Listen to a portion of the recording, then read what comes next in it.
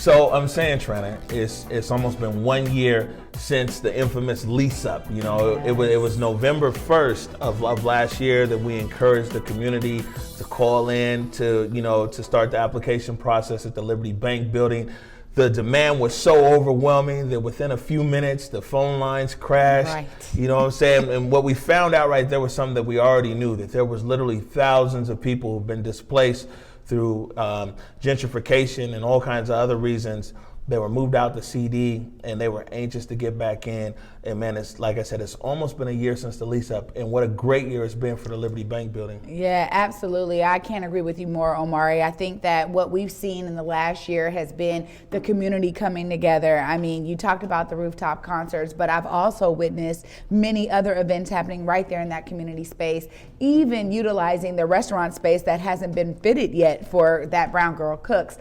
So we've been bringing the community out to our community meetings and to design ciphers, getting the community's feedback on the next project. So I definitely agree with you there. It's great to see the community coming together. Right, and you know, the thing, especially when you talk about the community coming together, the Liberty Bank building has really now been a catalyst for people in the community who might not have really known the history and legacy of the community. You know, with the rooftop parties, and we can't skip over Barbecue Becky. Right. With the rooftop parties, you know, there was a certain element that was in the Central District there. They were calling the police on Giorgio and the guys on the rooftop and all these other things.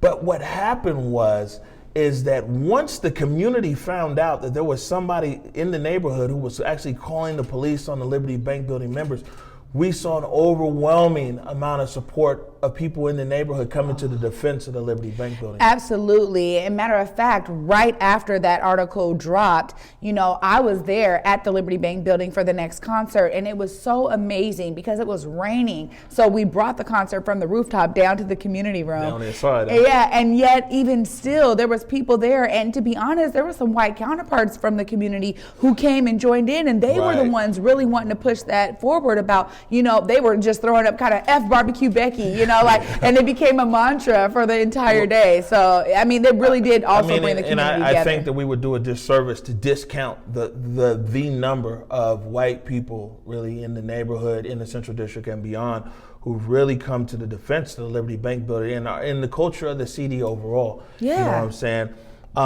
You know, and something else, it was separate, but something else around the same time was the Friday nights at the Y. Oh, that started as well. I mean, these kind of things I think are important because it gives insight into who we are. We're still here. We're still around. You know, as we like to say at Africatown, 140 years in the Central District. That's right. And everything else. Now, something else about the Liberty Bank building is that it won a national magazine from the Affordable Housing Magazine Award for urban design. Yes, we're so proud of that. I mean, we cannot be more proud of that. That is showcasing how important it is to bring the community into the discussion of what design should look like in their neighborhood. Mm-hmm. At the end of the day, that's one of the ways that Africatown Community Land Trust is pushing the needle to ensure that our developers understand the importance of the community voice. Can't be, you know, honored any better than that right there. Right, and you know, the Liberty Bank building, Africatown, Seattle, our community is actually, it's really looked up on now by different, especially black communities across America, but who are trying to stop gentrification and who are trying to develop affordable housing, and as well a combination of sustainable retail. When we talk about sustainable retail, I know that you mentioned that Brown Girl Cooks, but you know, I mean, it's always a good thing. You know, people is like Earl, man. Earl, you know, if guys don't know, Earl's Cutting Styles was right across the street in Midtown Plaza.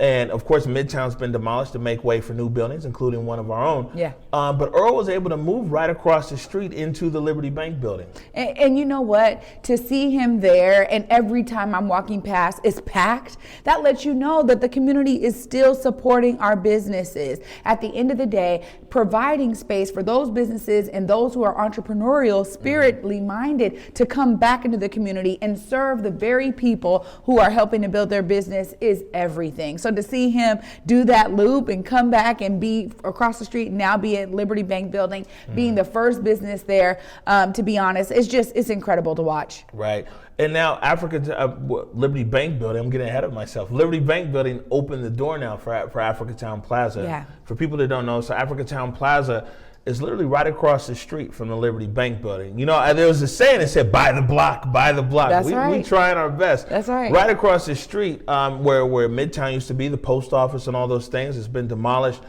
And on the southern part of the block, on 23rd and 24th on Spring, is where Africatown Plaza is going to come up. Yes. Up to 138 units of affordable housing, as well as, tens of thousands of square feet of commercial retail space. Yep. Affordable commercial retail. I know you saw some of the renderings and you were there in the design process. Tell us a little bit about Africatown Plaza. I mean, I'm excited because when you are like, wow, your ideas, your thoughts are what is getting poured into and getting funneled through a development team to build something that feels like it's part of us and it feels like it's part of the community, that is the biggest win. And so that's why we say when we had Liberty Bank Building, we're like, look, you guys, we need more and more of these 10. buildings. We need 30, we need 50, right? Right? In order to really have that community and keep it vibing and thriving like we had back in the days. Again, not knowing what we had back then, and we are really actually in the process of rebuilding it now. So Africatown Plaza